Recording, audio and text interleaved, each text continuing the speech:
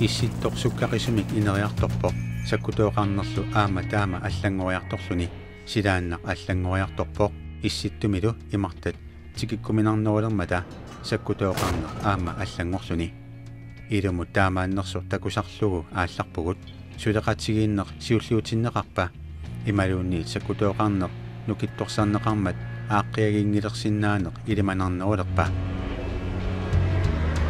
Vi er inviteret med ud at sejle med den norske flåde og den russiske flåde, begge udrustet med de seneste nye våbensystemer. Alle udvider deres forsvar heroppe, deres militære styrker, nye skibe, nye fly, nye ubåde. Diplomaterne, politikerne siger, at alt det er nødvendigt for at bevare roen og orden her i det nye Arktis, hvor alle vil bore efter olie og gas og mineraler og sejle med fragtskibe og turister.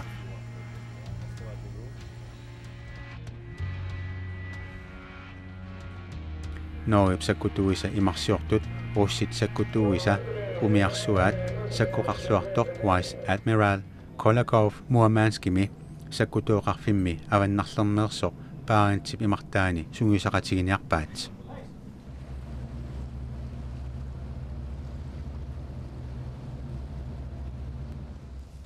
Sakkutut imarsiortut Norge Ruslaannillu eqqaani sunguisarnerat qamutilimmik sakkortuumik igeriartaarlutik sunguisaqatigit tussaapput eqqorniagassartik imaanu nakkartippaat.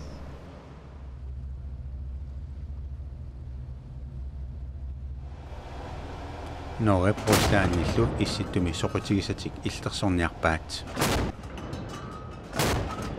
Oppfatter det som en del av nordområdene sin kapasiteter som gjør at faktisk andre nasjoner som kanskje ville vært interessert i å faktisk ta ressursene her oppe, sånn som olje, mineraler, fisk, faktisk nei, det her vil vi ikke gjøre, for de vet at Norge og Russland faktisk er så gode samarbeidspartnere, og det her de vil de klare å holde.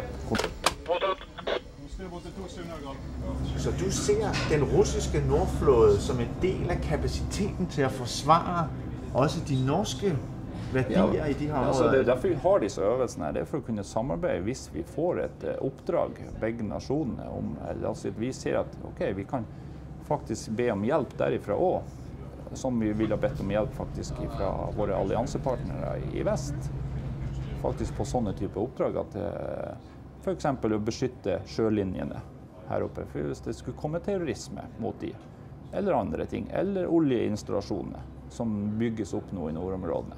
Da er det viktig at vi som nasjoner, faktisk begge to, viser at vi har et ønske om å beskytte det også. Inuiat marluusut issittumi soqutigisaqarnerarput killeqarfiit aalaakkaasumik inissisimatipaat qalasersuulli imartaani taamaagatik.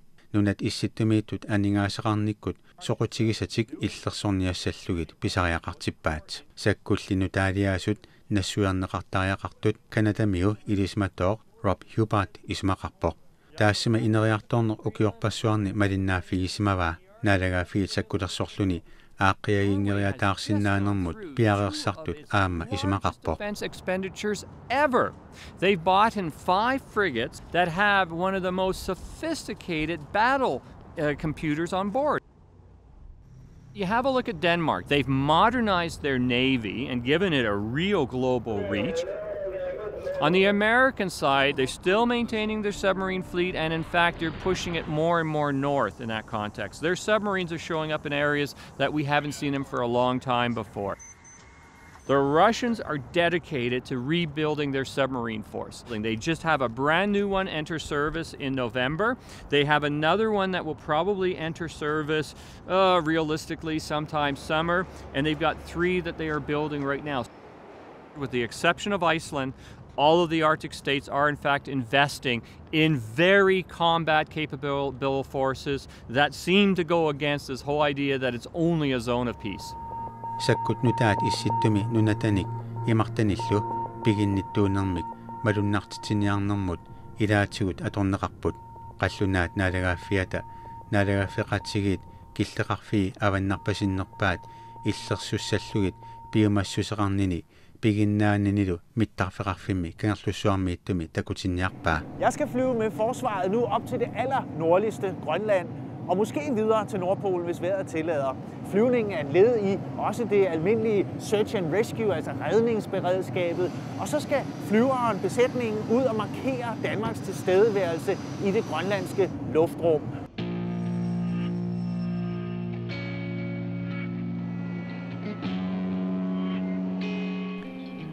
Inuttat unioqutitsilluni aalisartoqarnersoq aqqutaani misissorpaat issittumi pisuussutit illersussallugit pisariaqarneruleriartorpoq tamakkualu qanillivittarpagut. Jeg kan se en trawler, og jeg kan se, at trawleren er i færd med at fiske.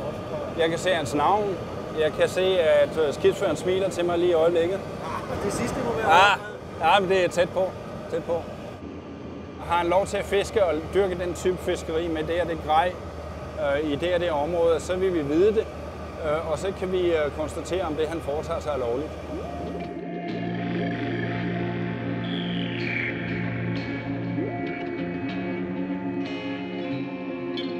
Jeg har sat 2.000 fod væk på spinner. Jeg er på vej ned. Check. Det er ikke lang tid dernede. Det er ikke meget mere end nogle minutter. 13.38, vi er nået i Nordpolen. Det lykkedes. Vi flyver nu hen over Nordpolen i ganske lave højde. Russerne flyver, altså ikke lige nu, men når de gør det, så flyver de lige derovre på den anden side. Canadierne gør det i deres ansvarsområde. Og dernede på havbunden, lige nede under isen, eller et godt stykke nede, der er 4.300 meter dybt her i havet. Dernede, der er det stadig uklart, hvem der ejer hvad. Og det tager cirka et par timer at komme hjem til Thule.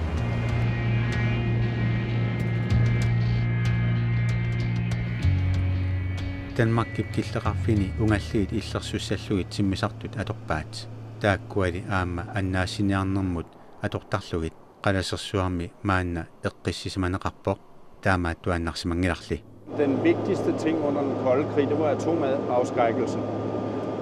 Og det vil sige, at de missiler og raketter, der var på hver side, henholdsvis i Sovjet og i USA, hvis de skulle beskyde hinanden med dem, så var det hen over Nordpolen, at raketterne og missilerne skulle flyve. Amerikka miutsakutuoqarfiat sulitsuulimippoq.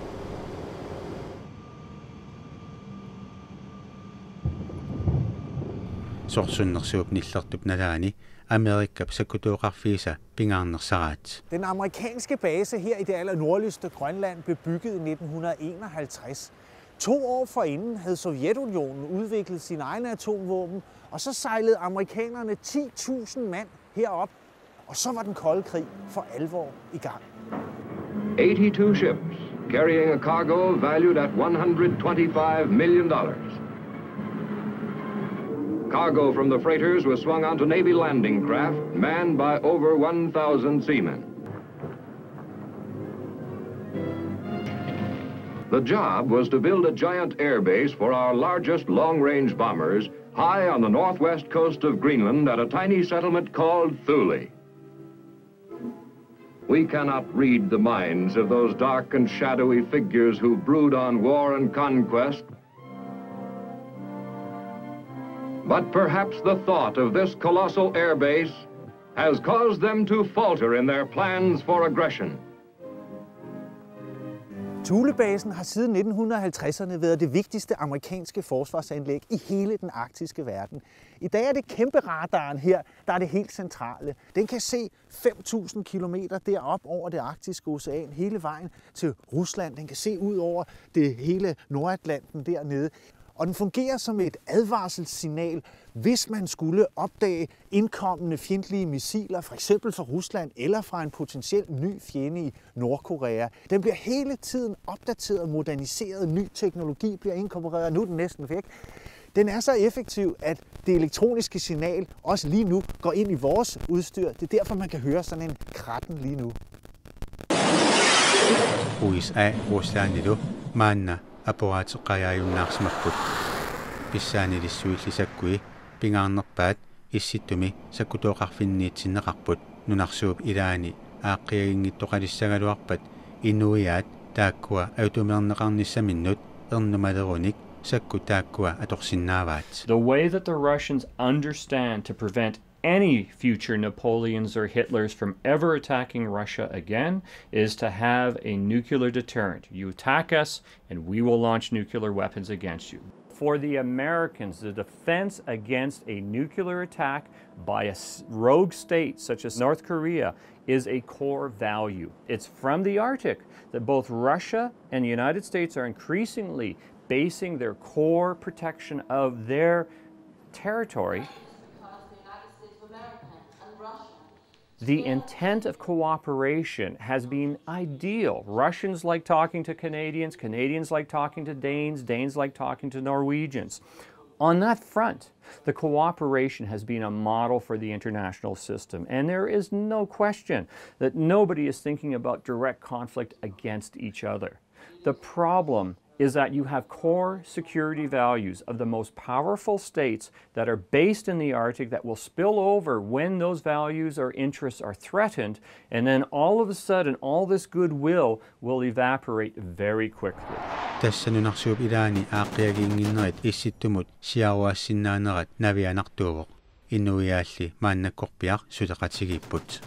Noorimiut russillu sakkutuuisa imarsiortut tatigeqatiginnissamut nukittorsaasumik paarintip imartaani sunguisaqatigiinnerat ingerlavoq maannalu ataatsimorlutik annaassiniartuusaarniarput. Så er havariøvelsen i fuld sving, og nu er russerne på vej. Det er det hele går ud på. Essensen af hele denne øvelse at se, om man kan få kommandovejene, detailinformationerne over på den anden side, så det hele fungerer. I will show you on the plan, fire plan, where the fire is. There we have fire. And on the storage behind the fire, down the ladder and back, it's smoke and one missing person left, two missing person left. Er du sikker på, at de forstod, hvad du sagde? Man er jo bare nødt til å stole på det i en reell situasjon. Vi viser på tegninger på fireplan og prøver å peke og vise litt og forklare på enklest mulig måte. Down the ladder and back. Yes, and on the starboard side. Down there and back in the door on the starboard side. Не туда пошли, не туда. Russitsakkutuuisa umiarsuup inuttaasa ilaannik uyaasineranni noorimiut sakkutuuisa ajoqisersimasut umiarsuup qaavani suliaraat.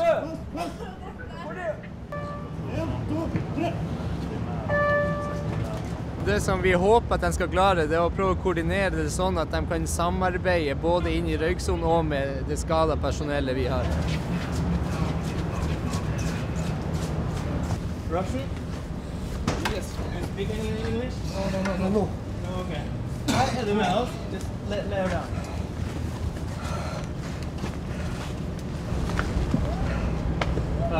Do you understand oxygen?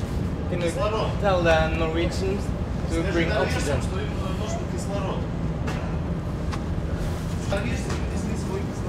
Vi må ha oksygen her. Oksygen? Ja, bare på noe forbrenning her, og ikke våken, men å puste i hvert fall. Oksygen? Ja. Do you have a status? Status on the fire?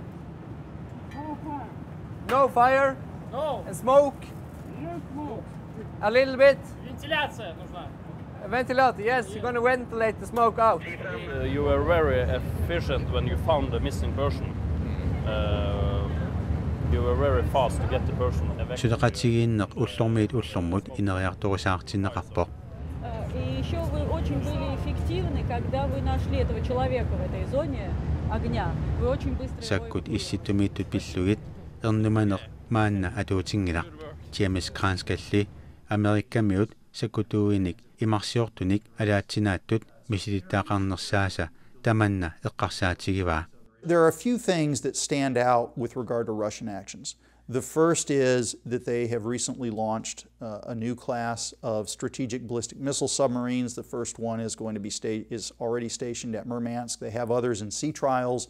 They have also reinitiated strategic reconnaissance flights across the Arctic Ocean, both along the coast of Norway and actually in the west through Canada and Alaska. These operations were in abeyance from the end of the Cold War, so for about 15 years they didn't conduct these flights, and they initiated them again in 2008 in order to sort of reassert that Russia is a strong power, a power that has a major seat at the table. Ernumanerli sakkunut atuumitortunut silaannaallu allangoriartorneranut tassa tungavoq silaannaallu allangoriartornera sikuerutitiartorpoq pisuussutillu suli nalorninarnerulersillugit russit aqqartartui qalasersuarmi sikup ataanut toqqoqqasinnaasimapput maannalu sikueruttalermat taamaasiornissaat ajornarnerulerluni. To satellite surveillance and all these other avenues. So you're going to see them trying to develop the means to defend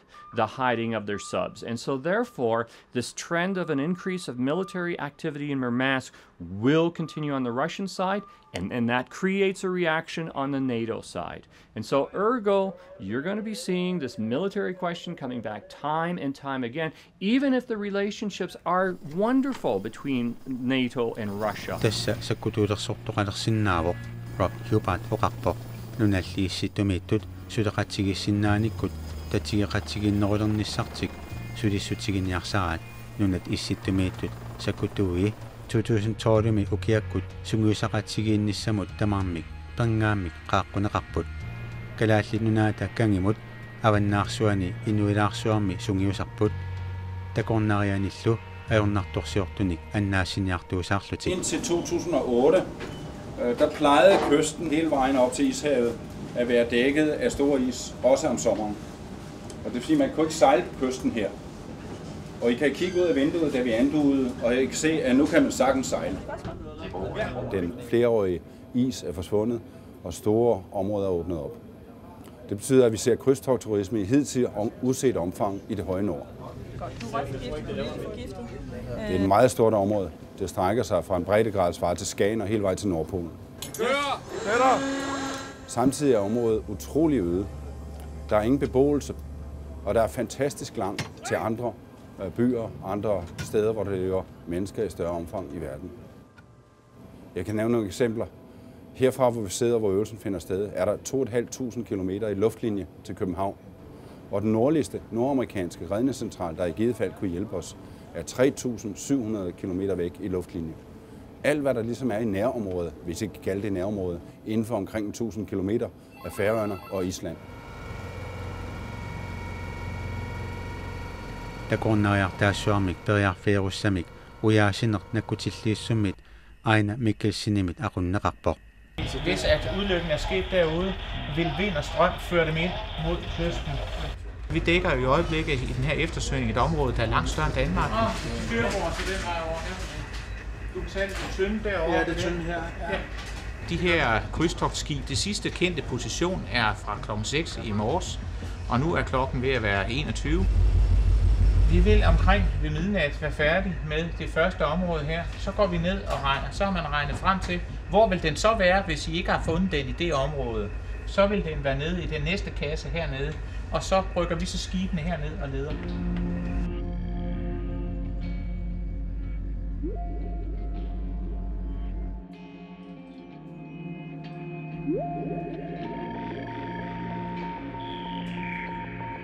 Langt ind i fjordmiljø med forholdsvis ukortlagt farvand. Der går den hårdt på grund, og der bryder branden i den. Der udbryder panik, og passagererne hopper i vandet, og nogen bliver forbrændt, og nogen er fanget nede i skibet. Ullut marluk ujaasisoqareersoq takornariartaat periarferussaq sumiissusersineqarpoq sunaaffali umioqqajaalereersoq.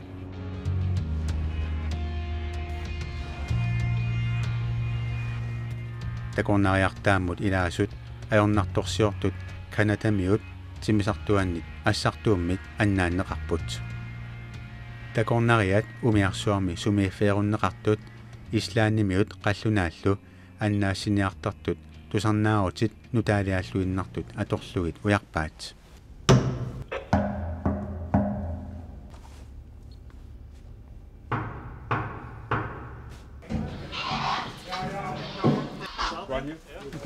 Okay, he's ABC stable. Okay.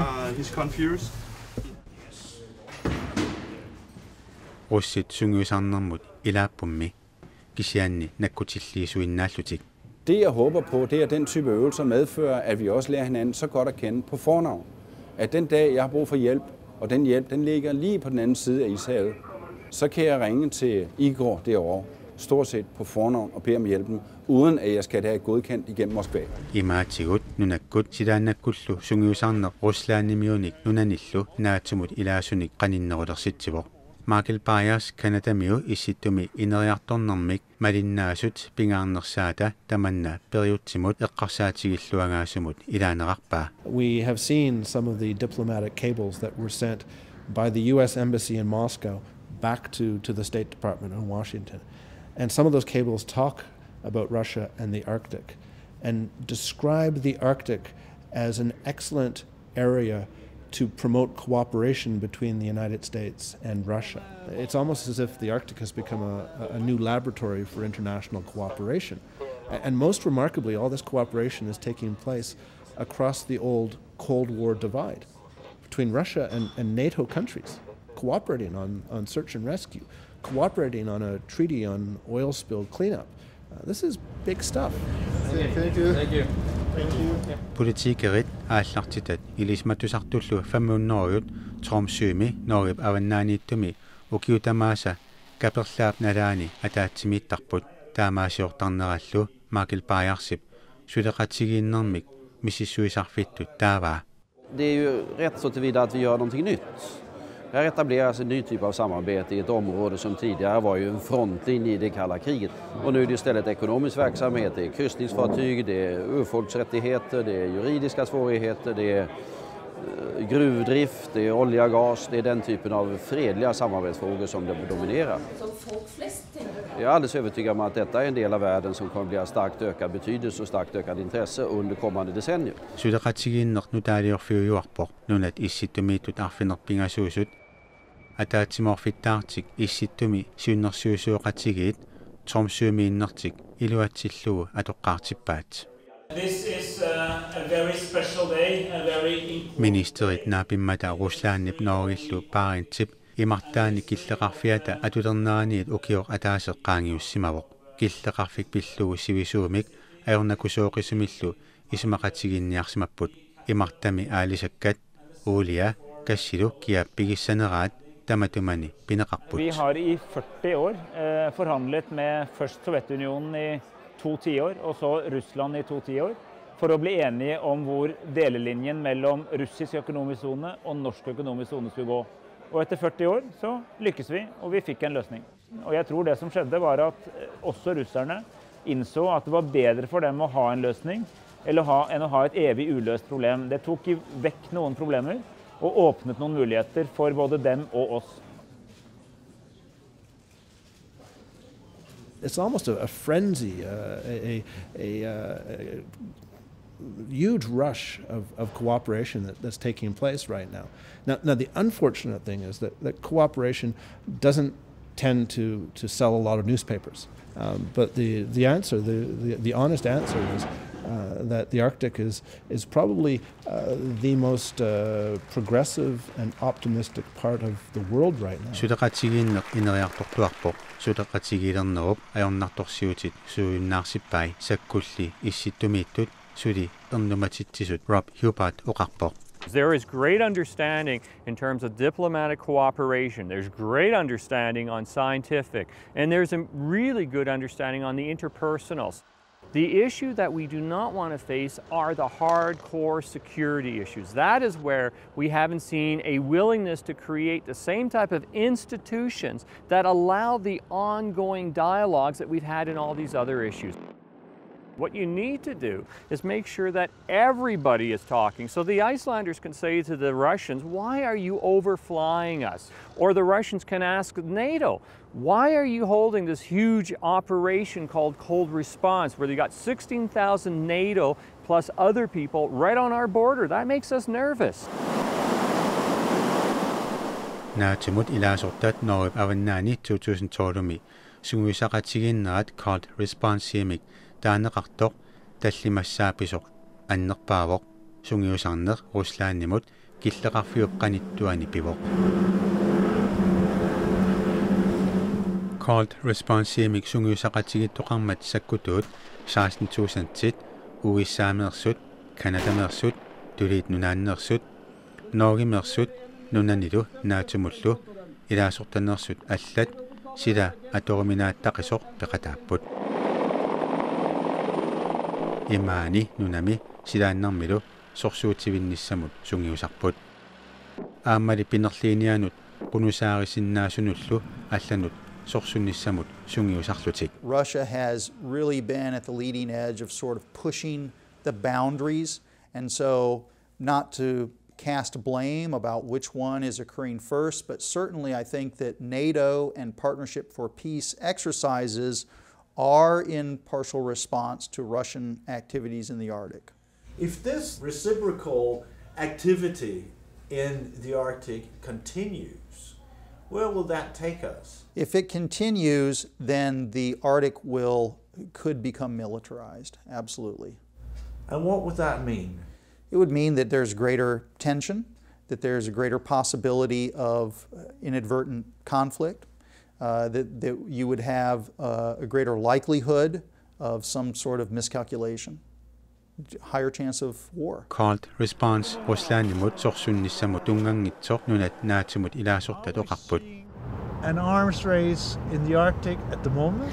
I'd have to say no. The evidence suggests that we're seeing bits and pieces where the potential for arms race exists. Have we reached it in 2013? I'd have to say no, not yet, but that we could very easily slide into one. Sungiusarnerli nalinginnaasuuvoq pissusitoqqalli sukkutamaana malunniutillattaartarlutik sakkutuut imarsiortut Norge Ruslaannillueqqaani sungiusarnerat naajartorpoq aaqqiagiinginnissa pingitsoorniarlugu tatigeqatigiilerniarput maannakkullu issittu imartaani angiorlutik assartuisut akiorniarneqarlutik.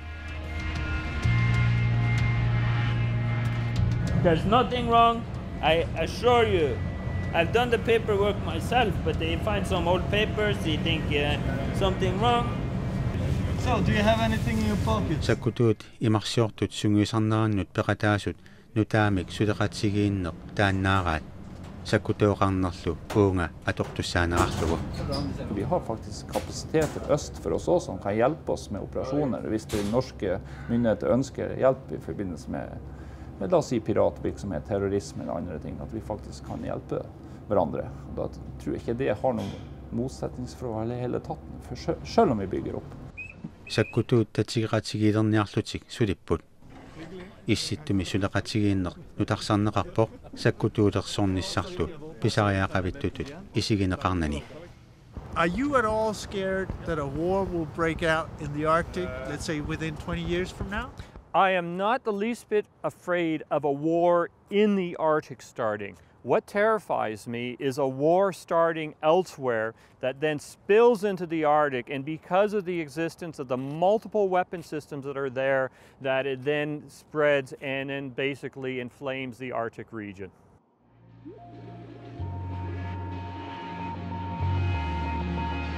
Yeah.